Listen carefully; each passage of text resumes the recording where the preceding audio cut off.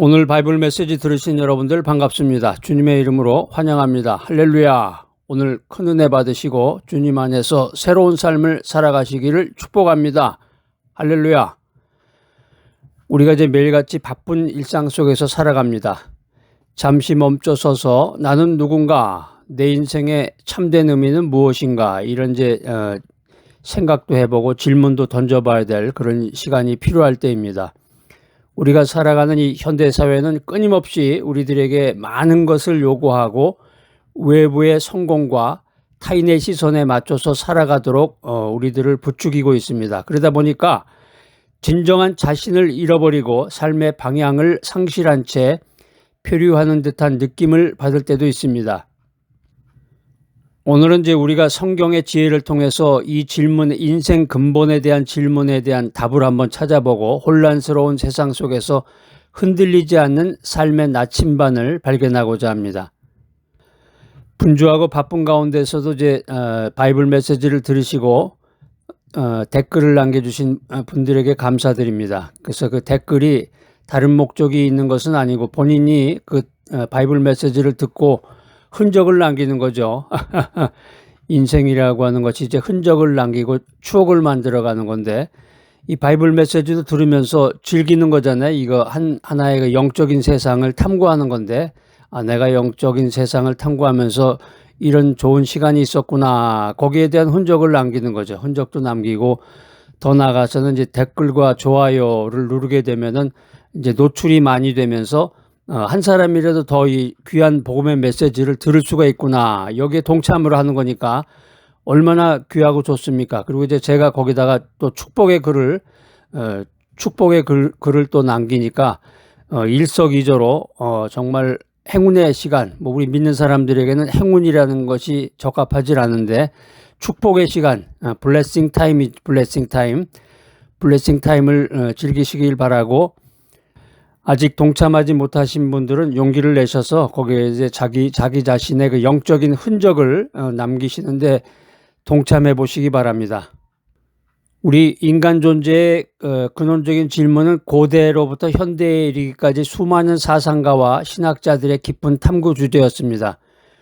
우리가 가만히 생각해 보니까 애들이라고 해도 애들도 알 건 다 아는 것 같아 보니까. 초등학교 한 3학년 정도만 돼도 이런 인생살이에 대한 그런 근본적인 거는 대부분 다 알아요. 3학년, 4학년 올라가면서 5학년, 6학년쯤 되면은 성숙하기도 하고, 자기들 친구들끼리 모이면 자기들 나름대로 그런 어떤 성인사회와 같은 그런 사회 활동을 하게 되는 거죠. 가끔 가다가 블랙 커피를 마시면서 어떤 글을 읽거나 어떤 생각을 하다 보면은 가끔씩 옛날 생각이 나요. 그럴 때 참 기분이 좋더라고요. 아직도 기억이 나는 것이 있다는 것이. 6학년 초등학교, 그때는 국민학교였는데 국민학교 6학년을 졸업하고 아마 중학교를 가기 위한 그런 방학 기간이었던 것 같아요. 겨울 방학이었는데 친구네 집을 놀러 갔어요. 근데 제가 생각해 보니까 그렇게 친구네 집을 자주 다녔던 것 같아. 제가 어렸을 때 사교술이 좋아서 그러는지 커뮤니케이션 능력이 있어서 그러는지 지금 생각해 보면은 누구 이렇게 친구네 집에 가서 있었던 일들이 생각이 나요. 초등학교 때 3학년, 4학년, 5학년, 6학년 이렇게 초등학교 때 갔던 그 아련풋한 기억일 텐데 아주 분명하게 그 친구의 얼굴부터 해서 그 장면이 여기 아마 그 브레인에 이렇게 픽처로 돼 있는가 봐요. 그 친구네 집에 갔는데 그 친구가 그러는 거야. 너는 어느 학교 됐냐? 그때 아마 중학교가 아마 됐었던 것 같아. 너는 어느 학교 됐니? 너는 어느 학교 됐니? 그러면서 그렇게 얘기를 하는데 그 친구 하는 말이 나는 보성중학교가 됐어 그러더라고요. 근데 그 친구는 보니까는 형이 있었어. 형이. 그러니까 형이 있다는 거는 조금 사회적인 눈이 좀 띄고 정보나 이런 지식이 조금 많은 거죠. 그 형이 들었던 거를 또 전수받아 가지고 그거를 자기가 활용할 수 있으니까. 저는 그때 당시는 잘 몰랐어요. 보성중학교라는 게 뭔지.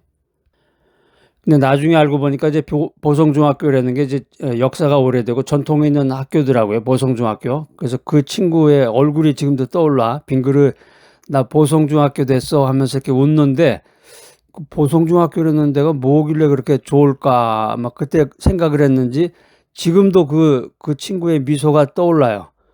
근데 그 친구를 이제 아마 길에서 만나거나 만난다 그러면 못 알아보겠죠. 세월이 많이 지났으니까. 근데 그 친구가 이제 예전의 얼굴이라 그러면 아마 알아봤을 정도로 아주 그냥 명확하게 그 웃는 모습이 이렇게 딱 하니 그 뇌리에 떠오릅니다. 여러분들 요즘에 어떻게 지내십니까?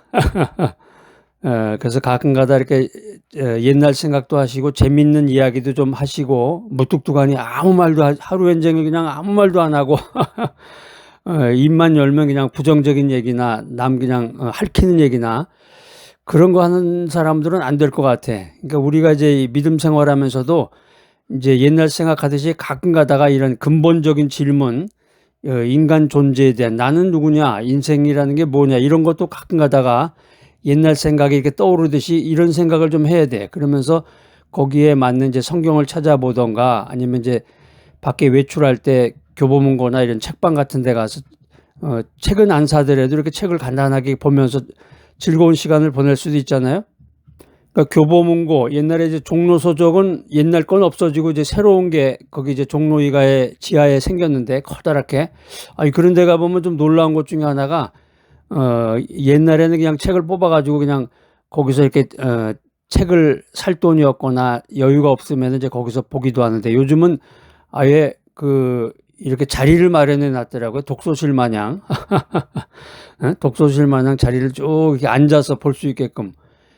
그런 데도 있어요. 보니까 종로에 가 보니까 야 이게 너무 참 잘 돼 있구나. 그래서 이제 자기가 책을 보고 이제 그 자리에다 다시 꽂아 놓고 오늘 바이블 메시지 들으신 여러분들 이제 가끔가다 좋은 생각도 좀 하시고 입만 열면 좋은 얘기 하시고 바이블 메시지 들으시고 댓글도 남기시고 좋아요도 누르시고 홍보도 좀 하시면서 복음도 전하시고 또 이제 가끔 가다가 블랙커피 마시면서 인간 존재의 이 근원적인 질문에 대해서 여러분들이 관심을 갖는 여러분들이 되시기를 바랍니다. 어거스틴은 그의 고백록에서 주님 안에서 안식할 때까지 우리의 마음은 쉬지 못합니다. 이거 아주 유명한 말이에요. 저도 이제 중고등학교 때 그 책을 서점에 가서 샀던 기억이 있어요. 고백록이라고 아주 유명한 책인데 뭐 지금은 누가 일부러 사서 보지도 않을 거예요 아마. 고전이니까. 주님 안에서 안식할 때까지 내 마음이 쉬지 못한다. 이 말이 아주 굉장히 유명한 말입니다. 한마디로 말하면 이제 인간의 영혼이 하나님 안에서만 진정한 평안을 찾을 수 있다는 말이에요. 그러니까 이제 이 말을 다시 한번 생각해 보면 내가 하나님 안에 있지 않으면 평화롭지 않은 거구나. 내가 죽어서 하늘나라에 가기 전까지는 이 마음이 이리 왔다 저리 왔다 모든 고난의 그 물결 가운데서 휩쓸리는 것이구나. 금방 알 수 있잖아요. 그래서 무슨 생각을 하거나 조용한 시간 가질 때는 블랙커피가 좋습니다. 블랙커피의 그 클래식 음악 있잖아요. 그런 게 참 좋아요. 너무 시끄러운 음악이나 이런 가요나 이런 거보다는 클래식 음악을 들으면서 이제 블랙커피나 아니면 자신이 좋아하는 그 티가 있으면 영국 티 같은 거라든가 뭐 티가 있으면 그걸 마셔도 좋고 음료수는 이제 드시지 마세요. 나이가 이제 55세가 넘고 65세 이상이 되신 분들은 그 음료수가 그렇게 안 좋다고 그래요. 특별히 그 오렌지 주스 같은 거.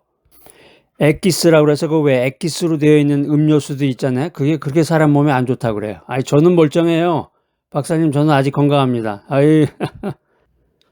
잘 몰라서 그러시는 거야. 이게 지금 아직 탈이 없어서 그렇지. 이 몸이 이제 무슨 이상이 생기면, 그러니까 예를 들면 이제 장이나 대장 같은데 이제 그 용종이라고 그래가지고 그게 계속 생겨나는데 그게 이제 발전이 되잖아요. 암세포로. 그랬을 때 이 몸이 자율적으로 그 자율 방범대원이 돌아다니듯이 그 암을 퇴치하는 그 세포들이 유익균들이 돌아다니면서 그거를 이제 없애는데 나이가 들면은 65세 이상이 되면은 그 기능이 현저하게 떨어지는 거야. 그러니까는 자기 식생활, 먹는 거가 잘못되거나 그 생활 습관이 잘못된 사람은 언제 터질지 몰라요. 몸이 건강하다.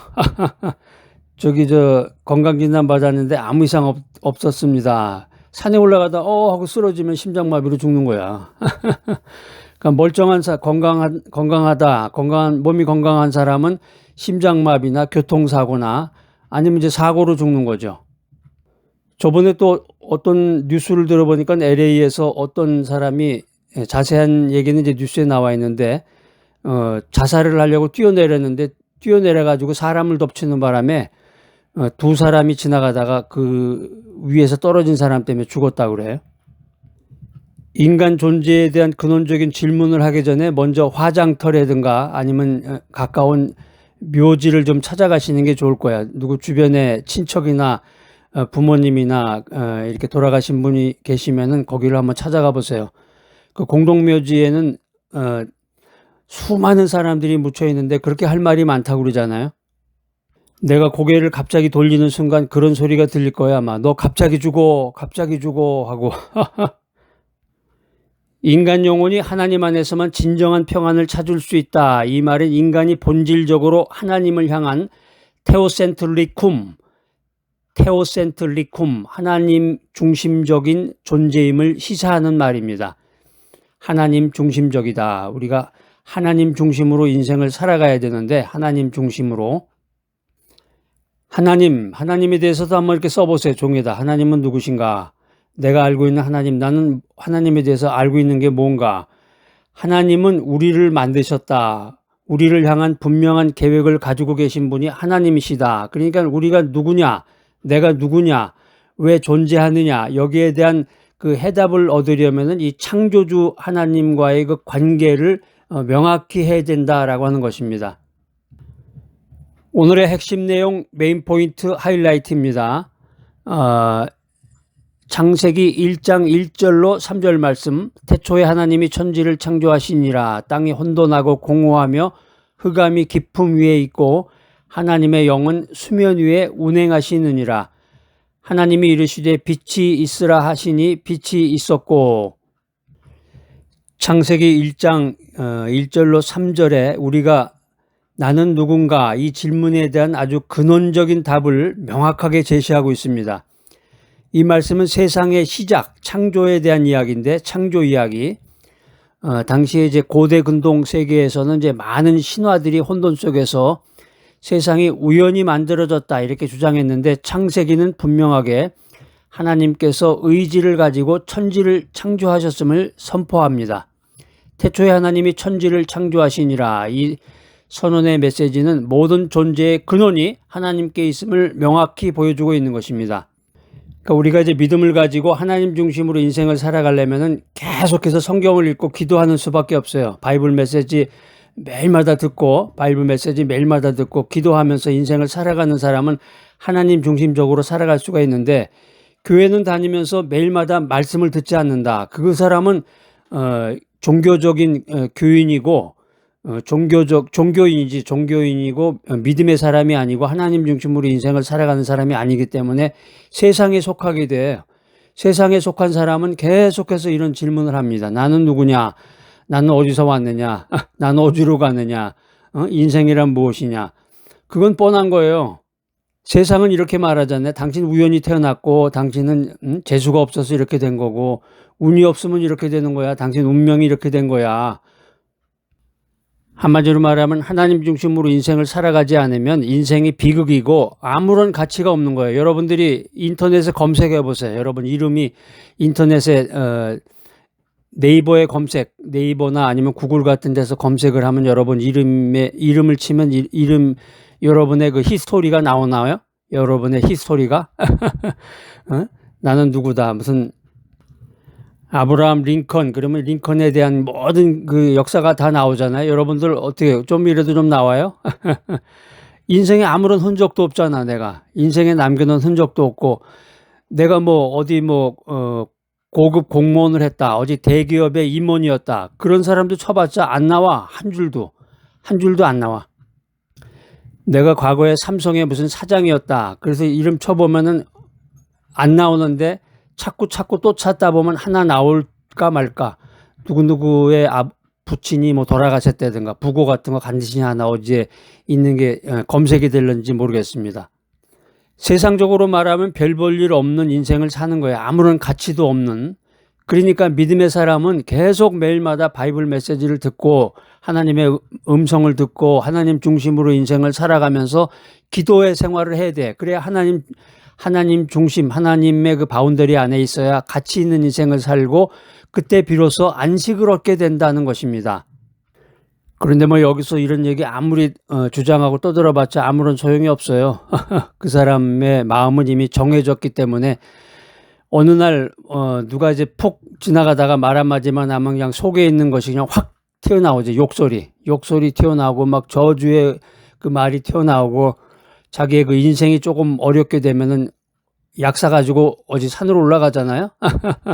응? 소주 한 병 사가지고 약이랑 소주랑 해가지고서 죽을 생각을 하거나 목매달아 죽을 생각하거나 그런 사람들의 생각은 자기가 죽으면 남이 손해본다고 생각하는가 봐요. 자기가 죽으면 자기가 손해인데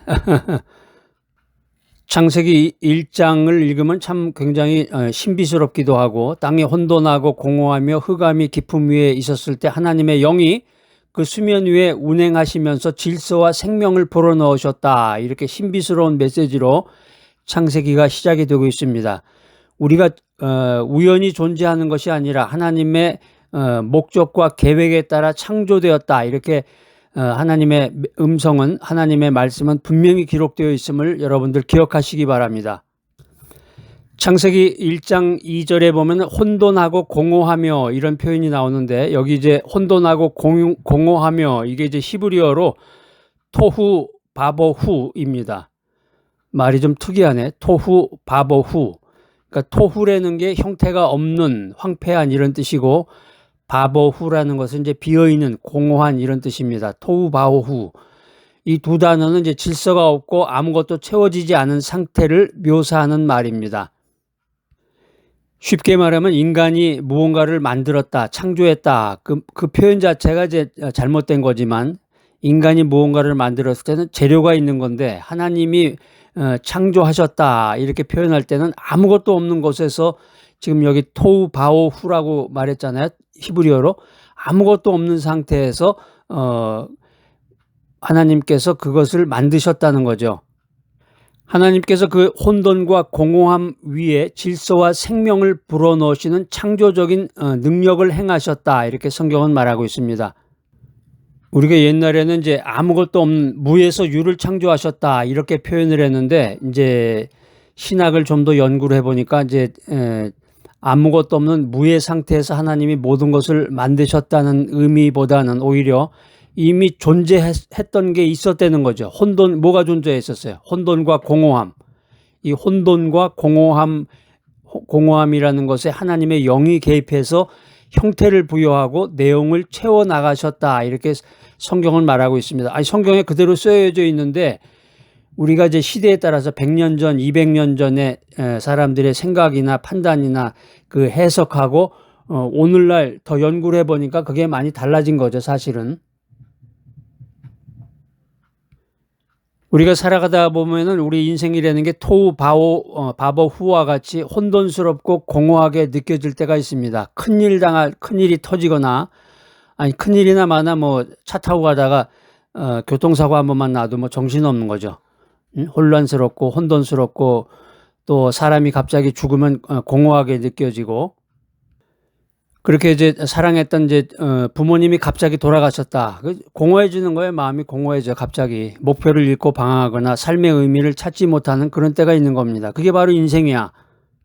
그러니까 믿음의 사람, 하나님 중심으로 인생을 살아가는 사람은 그 모든 것이 합력하여 선을 이루고 사람이 무언가를 상실했을 때 부모님이 돌아가셨다. 자식이 갑자기 죽었다. 뭐 조카가 교통사고로 죽었다.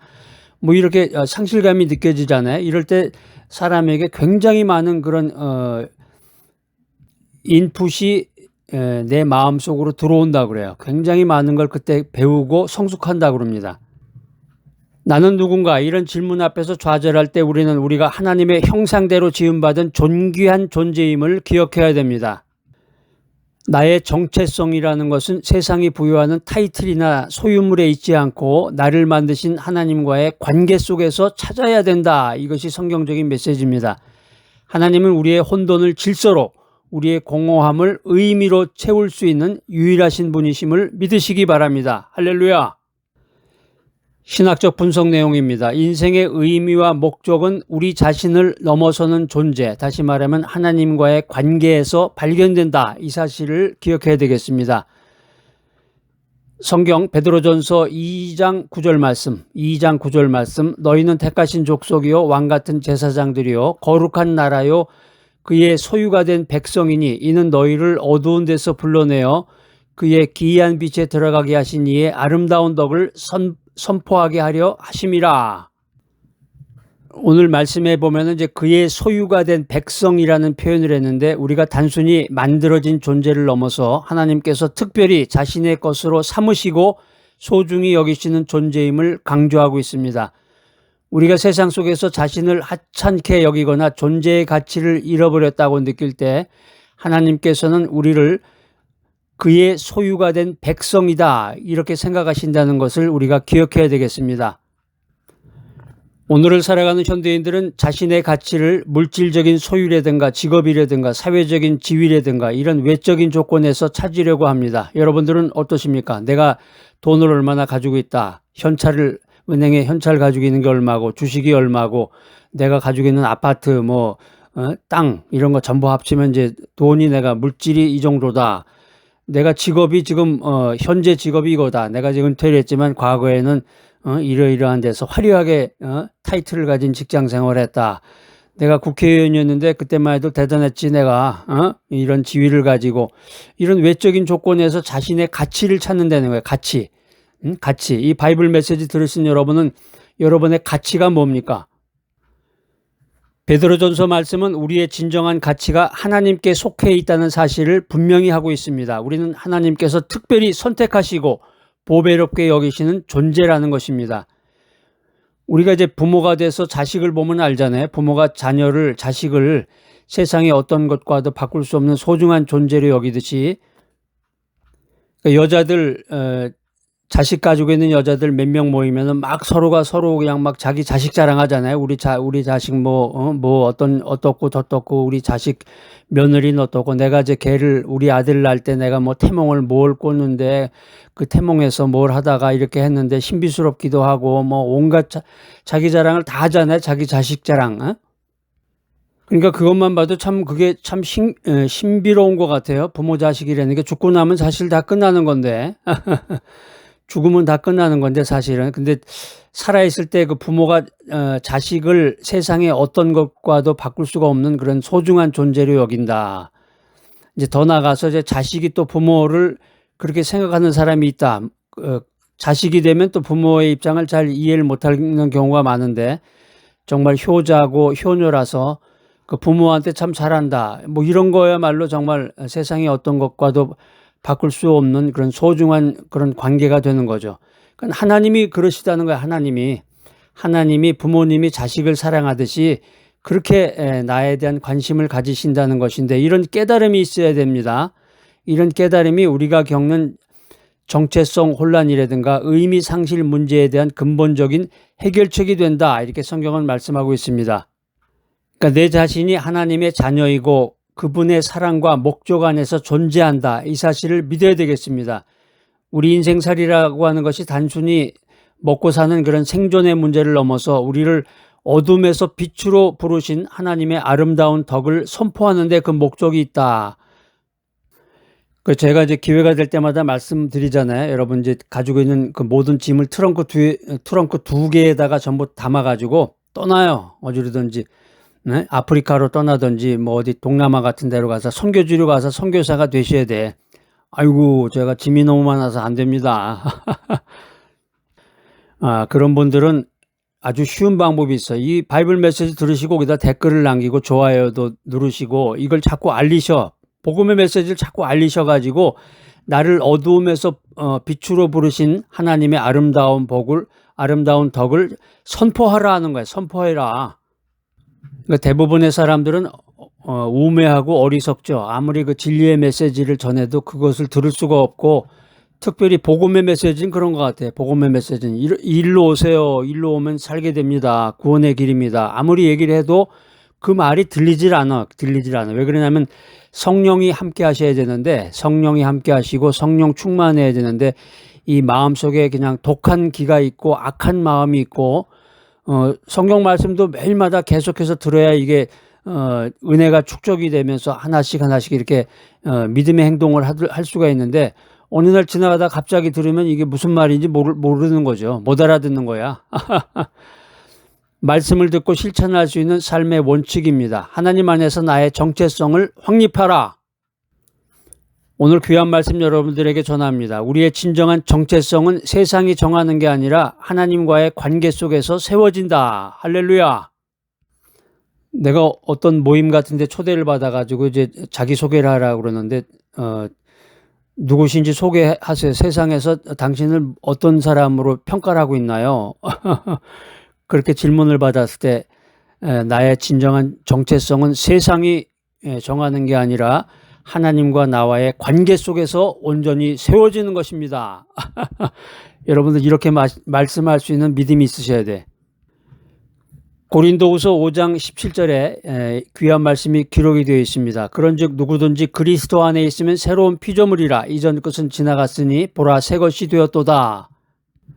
이 말씀은 이제 아주 중요한 암송구절입니다. 이제 중요하고 암송구절이라 그러면 이제 고린도후서 5장 17절 그러면 이렇게 입에서 막 튀어나와야 되는데, 아직 그럴 정도 단계가 안 되신 분들은 자꾸 말씀을 들으셔야 돼. 여기 이제 고린도후서 5장 17절에 보면 이제 새로운 피조물이라는 표현이 나오잖아요. 여기 이제 새로운 피조물이라는 게 이제 카이네 크티시스, 카이네라는 게 이제 새로운, 새로운 이런 뜻이에요. 질적으로 다르다. 크티시스는 이제 창조, 피조물, 크리에이션, 이거하고 이제 발음이 좀 비슷한데, 그래서 두 단어가 합쳐져 가지고 우리가 그리스도 안에서 완전히 새로운 존재가 되었다. 이것을 이제 강조하고 있습니다. 단순한 변화가 아니라 존재 방식에서 벗어나서, 이전 존재 방식에서 벗어나서 전혀 다른 새로운 차원의 삶을 살게 된다는 것을 말하고 있습니다. 할렐루야. 우리가 그리스도 안에 있으면 이제 변화가 되는데, 단순한 변화가 아니라 전혀 다른 새로운 차원의 삶을 살게 된다. 야, 이게 도대체 뭘 말하는 걸까? 우리가 이제 인생살이 하다 보면 이제 과거의 실수나 죄라든가 실패에 얽매여 가지고 자신을 단죄하거나 낙인 찍는 경향이 있습니다. 난 이것밖에 안 돼 하면서 스스로를 제한하거나 세상의 시선에 맞춰서 자신의 가치를 깎아내리기도 합니다. 그러니까 요즘에 이제 애들이 그런 경우 있죠. 청소년기에, 사춘기 때 난 이거밖에 안 되는가 보다. 난 머리가 나쁜가 보다. 그래서 뭐 한때 이제 애들이 막 뛰어내리기도 하고 여러 가지 그런 안 좋은 일들이 있기도 하고 그랬었는데, 제한하는 거죠. 스스로를 제한하거나 아니면 이제 세상의 시선에 맞춰서 자신의 가치를 이제 스스로 깎아내리기도 하는 거죠. 오늘 성경에 보니까 우리가 그리스도 안에 있을 때 카이네 크티시스, 새로운 피조물이 된다. 이렇게 선포하고 있습니다. 우리의 과거가 더 이상 우리를 규정하지 않고 그리스도 안에서 우리는 새로운 시작을 할 수 있다는 소망의 메시지를 성경이 우리들에게 전해주고 있습니다. 나의 정체성, 우리의 정체성은 과거의 행위에 있는 게 아니라 그리스도께서 우리를 위해 이루신 일에 있다. 이 사실을 믿으시기 바랍니다. 할렐루야. 말씀을 듣고 믿음으로 살아가기 위한 실천 원리입니다. 하나님 안에서 나의 정체성을 확립하기 위한 첫 번째 실천 원리는 매일마다 말씀을 묵상하고 내가 누구인지 하나님의 시선으로 재정의하는 것입니다. 두 번째, 하나님께서 나를 새로운 피조물로 만드셨음을 믿고 과거의 부정적인 자아상에서 벗어나는 것입니다. 세 번째는 하나님과의 친밀한 교제를 통해서 그분 안에서 만족을 찾아가는 것입니다. 우리가 인생 살다가 느끼는 그 공허함, 이 공허함은 세상의 어떤 것으로도 채워지지 않고 오직 하나님과의 깊은 관계 속에서만 진정한 만족과 기쁨을 누릴 수 있음을 기억하시기 바랍니다. 예수님께서는 요한복음 14장 6절에서 이렇게 말씀하셨습니다. 예수께서 이르시되 내가 곧 길이요 진리요 생명이니 나로 말미암지 않고는 아버지께로 올 자가 없느니라.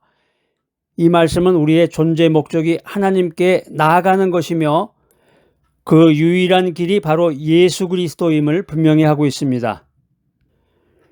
오늘 바이블 메시지 들으시는 여러분들, 우리의 삶의 진정한 의미는 그리스도 안에서 발견됨을 믿으시기 바랍니다.